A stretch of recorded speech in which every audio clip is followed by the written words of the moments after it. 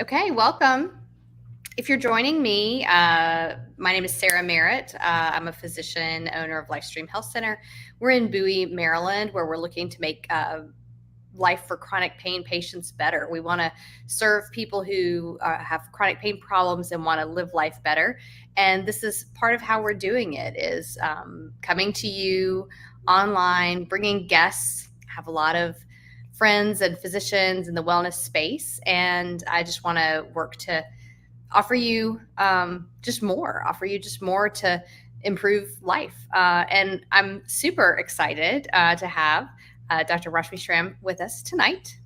She's a physician, a family medicine physician, and I consider her a friend. I've worked with her for meditation coaching, and I'd love for Dr. Schramm to talk to us a little about some of these things and what she's doing outside of medicine that is really enriching people's lives.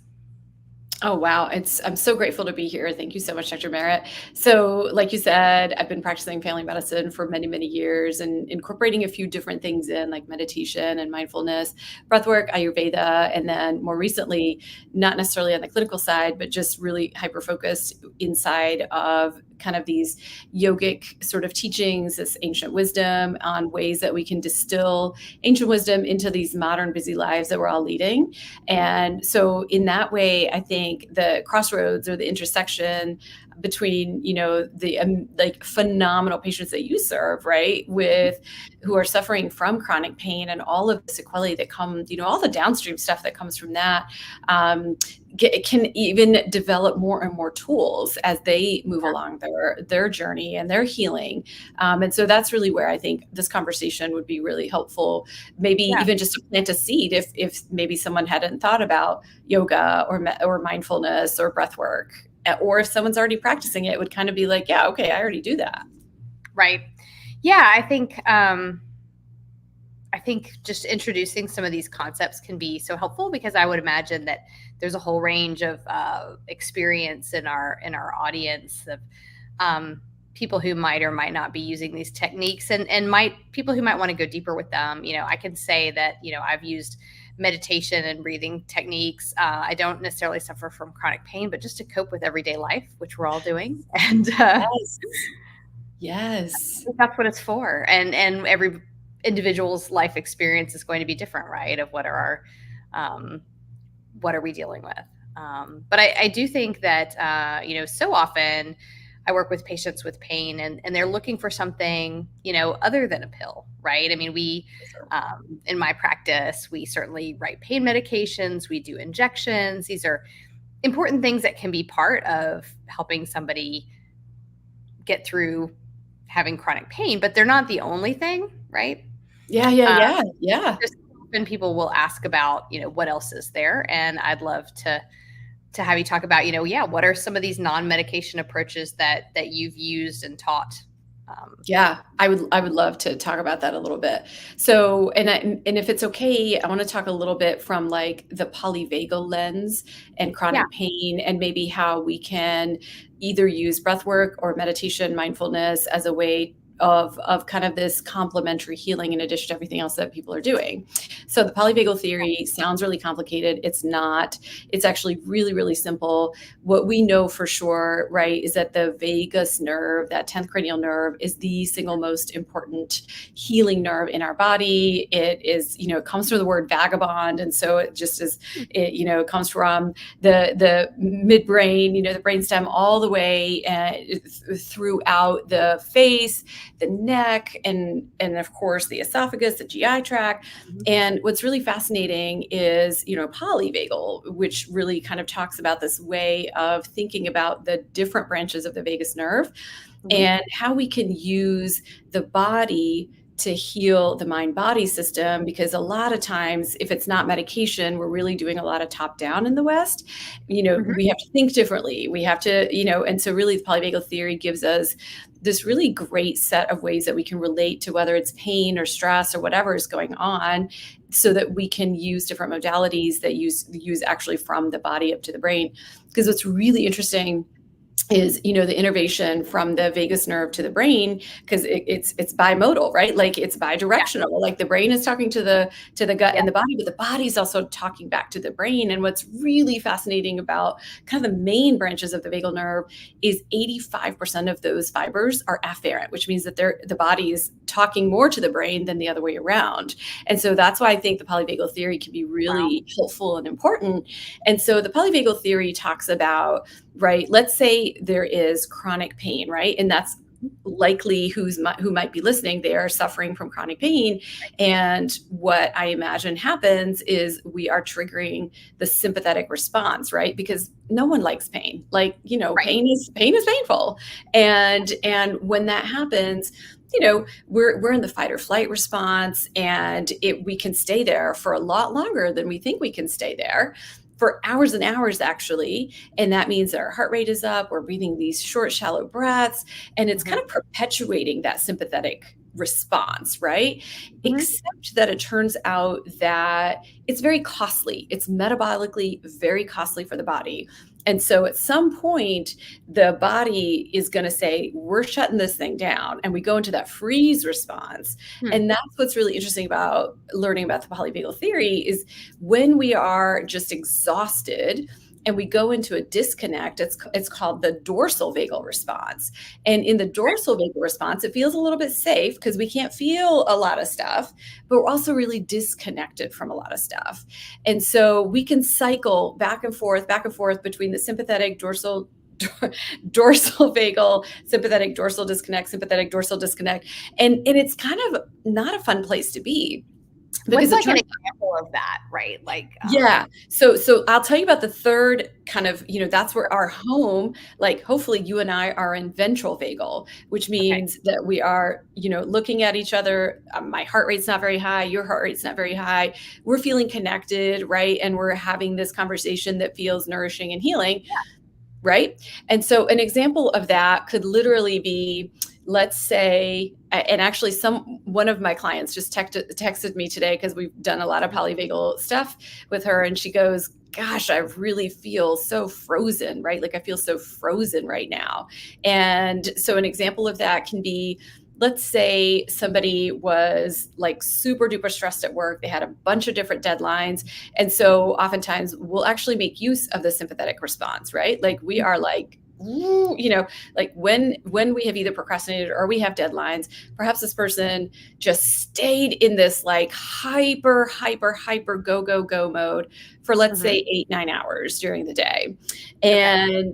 And in the evening is showing up, they're supposed to hang out with their family, and they are just spent. Like they've made every decision in the world, they just have nothing left. Yeah. And instead of being like, hey, how was your day, like let's sit down and chat, there's no reserve, right? There's just no reserve.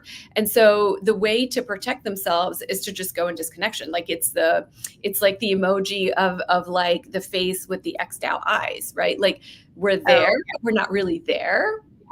and okay. and or we can just zoom out on Netflix. We can scroll. Like anytime we're doom Mhm. scrolling, we're in dorsal disconnect. Anytime, that's why it feels worse than when we started. Anytime we are just going to the bar just to drink, just so you can't feel anything, those can Mhm. be ways in which we practice being in that dorsal disconnect. And so ultimately the things that we want to do, number one, is just bring awareness, right? Without awareness, like if you are feeling frozen or if you're feeling disconnected, you're going to look really calm on the outside. So no one's Mhm. going to say anything to you. Like they're not going to be like, calm down. They're not going to be right. And so even you might not even know that you're feeling disconnected, right? It feels safe. Nothing can come in, nothing can come out. But that's not a great place to be, because as humans, we're meant to be connecting with other beings. And sometimes, like I have clients who have been in these states where they've just been cycling for the most part between sympathetic and dorsal, really dorsal disconnect. And one of the Mhm. first things that we do is just try to find some kind of safety for the body, because it doesn't feel safe to inhabit the body, right? So if you've got chronic pain, you don't want to feel the body. Yes. And so Right. you can be in Right. dorsal disconnect for long periods of Yeah, time. the body feels like your enemy, I think, for a lot of my That's patients. it. That's it. And so ways in which we can literally bring ourselves out can be the breath. And so I hope that helps, like ways that we can maybe think about why the breath might be helpful, because the breath can then help us connect back to the body in a way that feels safe, because really Mhm. safety is ultimately what every single body is looking for, like whether we Yeah, think it's safe or not, right?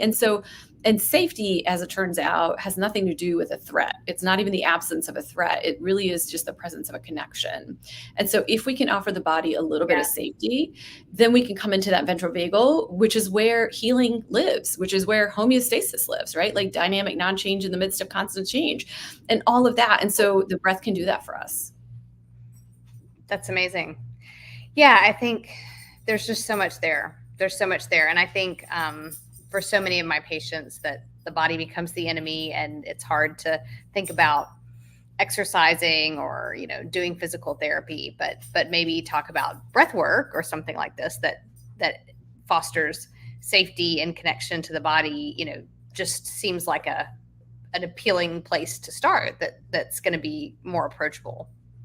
For sure. I mean, it has so many different advantages, right? Like once someone learns it, if they're able to practice something fairly consistently, it's free, it's Yeah. always available, and Mhm. no one even needs to know that you're practicing taking these big, deep breaths. Like Yeah. they can be really big advantages Mhm. that can be for, the price could be 3 to 4 minutes a day, but like the Yeah. return on that investment can be really, really high, especially if you have a way to have kind of this almost like autonomic flexibility. That means that you can go Mhm. from feeling completely out of control to kind of returning back to the body, because when we're completely feeling completely out of control, we're not making great decisions either. Like the brain is, Yeah. the prefrontal cortex is offline too. So there's lots of different reasons why we might want to consider inhabiting the body even if there's pain there.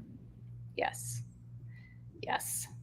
Yeah, I think yeah, I can think of like something that happened recently with like getting some news, and it was something that's just like, oh, made me not want to do anything, made me not want to confront the news, and like you said, this kind of like disconnection, right?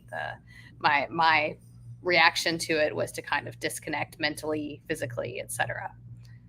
And Um, it's safe, it feels really safe when we're there, and it is a safety response. And so we don't want to poo poo it. But unless we become aware of it and understand that you don't belong there, like this is good, it was a good thing that my body took me into that dorsal disconnect.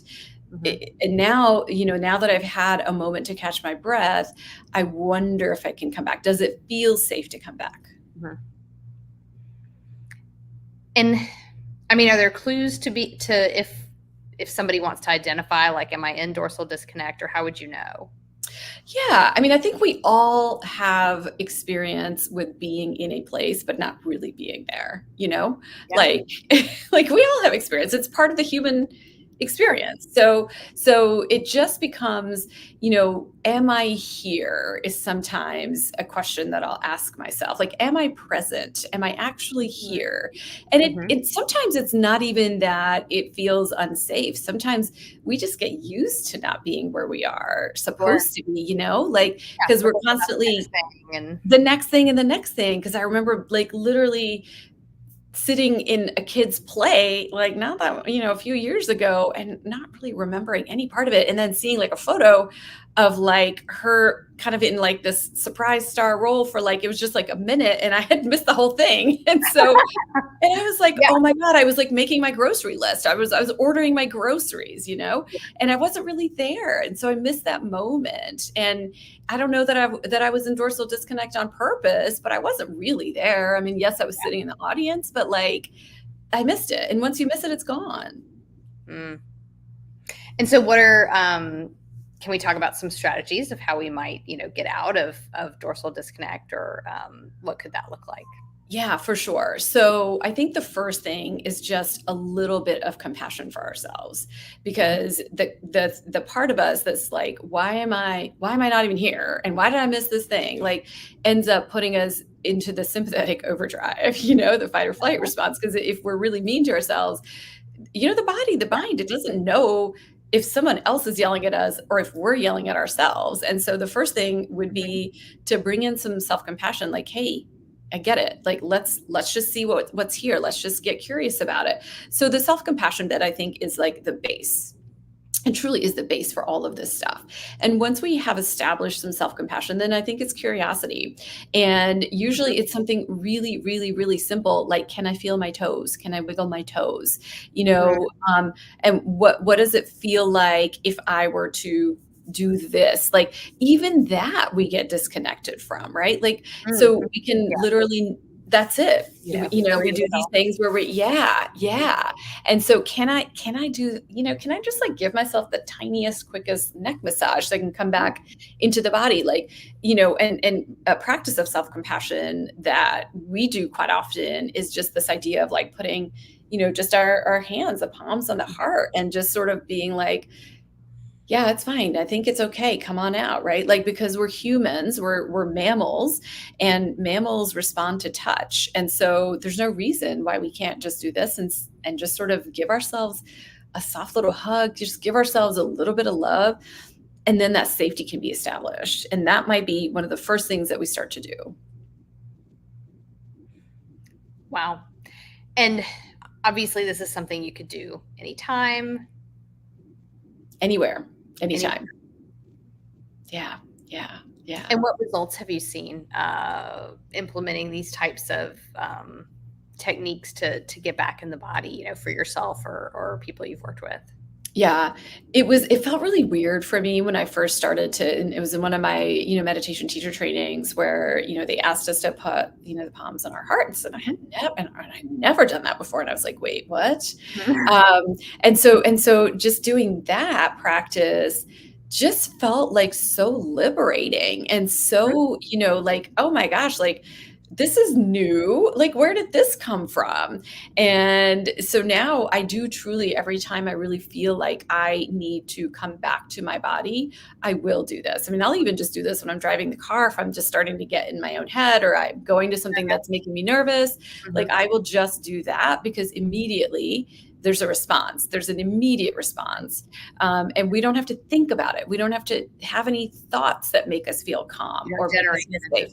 None needed, because again, we're using the afferent fibers of that vagal nerve. We're just telling the body to tell the brain, we're fine. Things are okay here.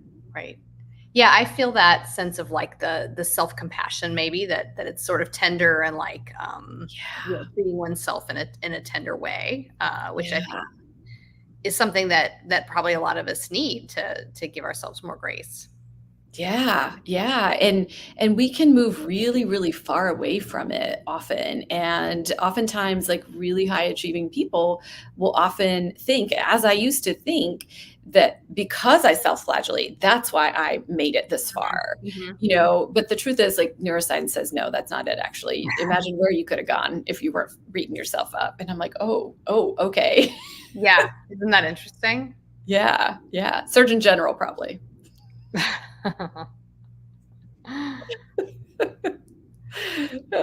Interesting. Well, I'm interested to hear too. When we spoke before getting on here, you said you might have some things to impart for us about chronic inflammation and even like yogic views on chronic inflammation. And I think that's just such an interesting concept. I mean, I would say, in my practice and in the modern world, there's such a concept that there's a high level of inflammation from a variety of factors.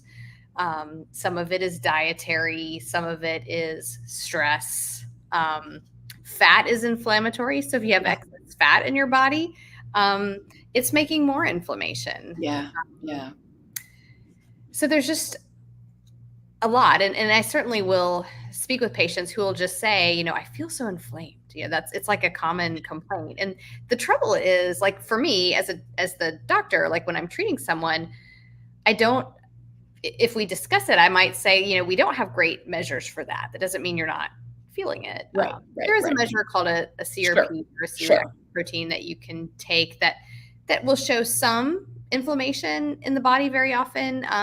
But it's not like the only marker. And if it's within normal limits, it doesn't mean, no problems here. Right.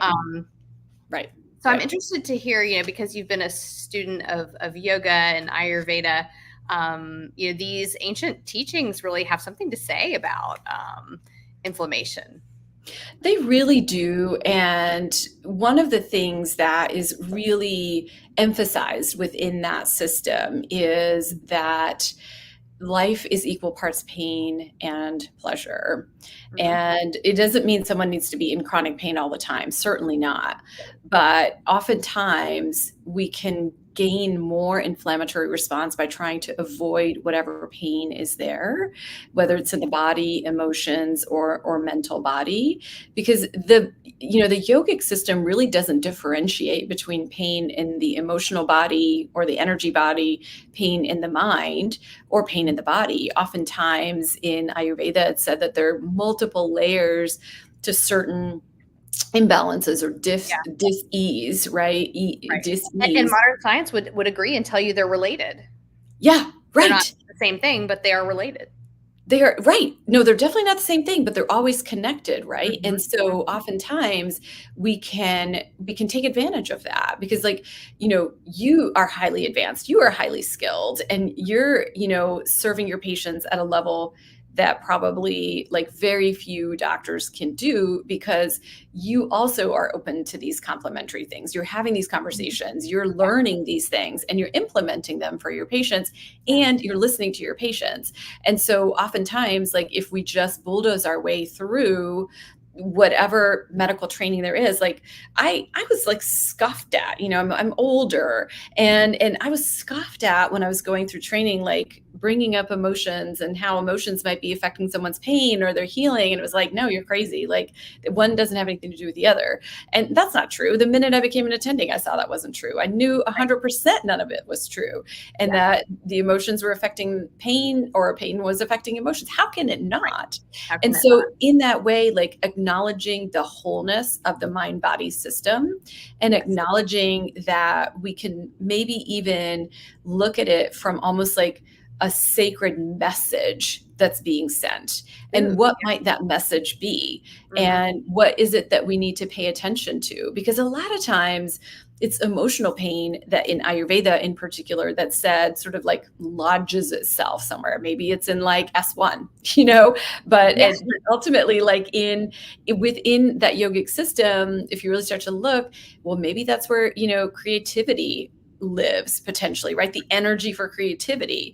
And maybe this person's felt really stuck for so much of their lives. Hmm. Or another one, and these are just food for thought. This is just Yeah. like, Yeah. hey, curiosity wise, right? Like, Right. so like one of the energy centers in the body is at the throat where the thyroid is. And it really has to do with being able to speak and communicate with clarity. And oftentimes when people feel stuck in different relationships or at their jobs, oftentimes you'll see inflammatory responses, Hashimoto's. Like I would see this quite often.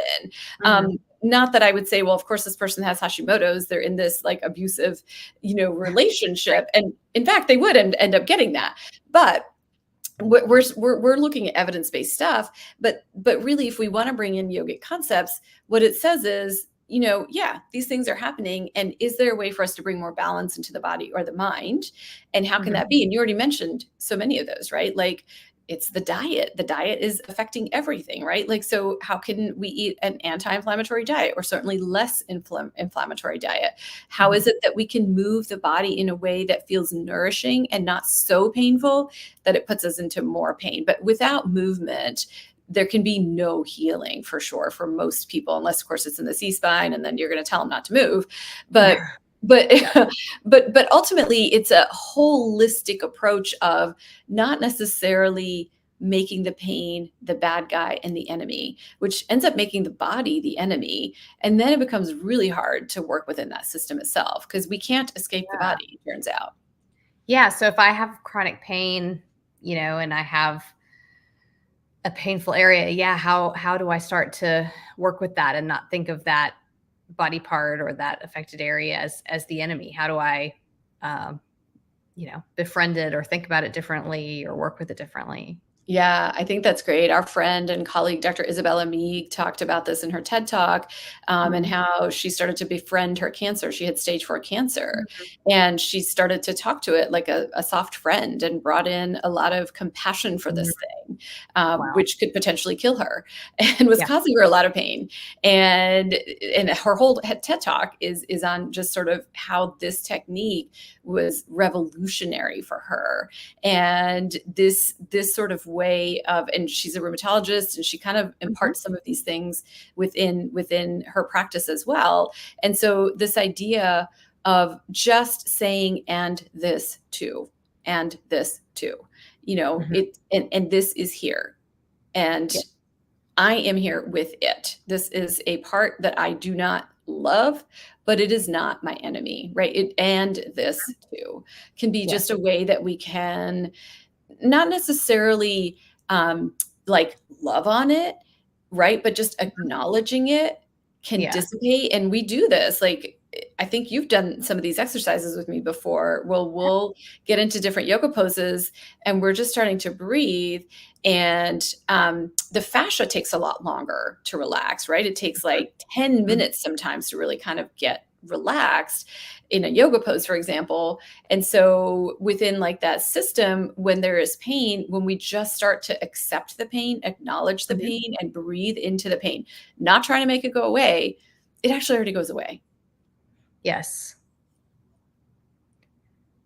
Yeah, I was gonna say that is acceptance necessary, as you were, speaking about it, and so that may be a part of the journey that could be a difference maker for many of us. Right. And that's true for really anything that we're trying to move through and beyond, right? Like there's this idea of the only way out is through. Mhm. Mhm. And it Yeah, can mean lots of different things for a whole variety of different things. But, sure. at some point, and again, like, I don't wanna make it seem like, "What, just suck it up," like, that's the opposite. This is the opposite of suck it up. Yeah, This is truly this, like, soft way of tenderly looking at what's there mhm. so that whatever is going to heal, like, all the tools, we can use all the tools in that case, right? When we start to get curious. Yeah, that's so interesting. Yeah, yeah, finding ways to live with or accept or whatever it might look differently for a different individual. Right, right. Yeah, because I think we're talking in a lot of generalities. And of course, if someone has a very specific pain, that is causing a very specific cause from a very specific condition, it won't necessarily help. But the idea of acceptance before we do the next thing can alleviate some of that fight, some of like that, like, some of the clash that's there, because oftentimes too, even just when we talk about our own thoughts, we're really not necessarily saying these thoughts are bad, these thoughts are good. Mhm. They're just, what are we paying attention to? And Yeah. that's where the energy is always going. Yes. Yeah, I think, finding a way to foster the positive and control the controllables is such a big thing in, like, in any life, and particularly I think with chronic pain where there might be many things you can control, but Right. what can you control? You can control, your diet, your thoughts, Yeah. um, some of these things that will make a difference. They can make a huge difference depending on how consistently they're practiced. Yes. Um, so if someone were wanting to learn more, what are the resources that you would recommend? I know you have resources on your website, but also, just other thoughts for further, reading or exploration even. Yeah, for sure. Really, meditation and breath work are sort of one and the same in many different ways, right? And so I think one of the most accessible things is actually on Netflix right now. It's been on for a couple of years. Headspace, which is, an app, actually makes really great, easy to follow, like, like 20-minute bits on Netflix. And so it's just called Headspace Guide to Meditation. I always send really all my patients there initially, and they love it. I mean, it is really helpful. And there's like a 5-minute guided either breathwork or meditation after each and every single one of those sessions. They have got fun graphics there. I think that's a great place to start. And I always recommend starting there because, watching something and then practicing it right then and there is engaging for the mind and the body at the same time. Whereas, we have so many apps and it's so easy to get lost in them. So I really would say if somebody wants to explore this more, check out Headspace Guide to Meditation on Netflix. I saw that they put out something new. I really think they do things really well. And so it's really worth exploring that for sure. And then, of course, that brings us to like the bevy of meditation and breathing apps that there are. And truly, it would be whichever one you feel attracted to or whichever one feels right for you. And just trying to do that on a consistent basis might be very helpful for people, at least initially. And if they learn a way to meditate or breathe that's helpful for them and their pain, they don't always have to be tethered to that. They can just practice that themselves. Right. Yeah, that's right. I think getting some of those tools and then being able to use it as works for you is a huge thing. But there's that training, that learning curve to get started. Right. And if it's accessible, it's, $10, $12 a month. That's a great habit to develop for that price point and a great way to spend our time. And, like literally all of those things are activating that vagal nerve, that ventral vagal nerve, and bringing us into that ventral vagal response. And so you don't have to learn that over and over again. You can learn it once and then you can just practice it for a couple minutes a day. Nice. And Rashmi, where can we find you for folks that are looking to find you online? Yeah, absolutely. So I have a podcast. It's called Inner Peace and Power. I would be so delighted and honored if anybody wanted to listen to that. I have lots of different really amazing guests who talk about different ways, depending on whatever challenges they're having, of tapping into their own inner peace and power. I also have a website. It's just my name. It's just rashmischramm.com. You can find me on YouTube. I also have free meditations there for anyone who wants to try, a couple of videos on breath work. If anybody wants to try, you would just go to YouTube and type in my name and those things do usually pop up. So I'd love to connect with anyone who's curious about that. Awesome. Well, I'm going to post a couple links in the comments so that hopefully they'll be easy to click on or copy paste. And I appreciate you being here and making a little time this evening. Of course, it's my absolute pleasure. Thank you. Yeah. We'll do it again. I can think of so many more things to talk about. Okay, then. All right. Not go on forever, but right. Okay. Well, thank you. Thanks you for joining us. To any of our viewers, appreciate you. And if you're looking for a physician for pain management in Central Maryland, please come find us at Lifestream Health Center. We would love to help you live life better. Amazing.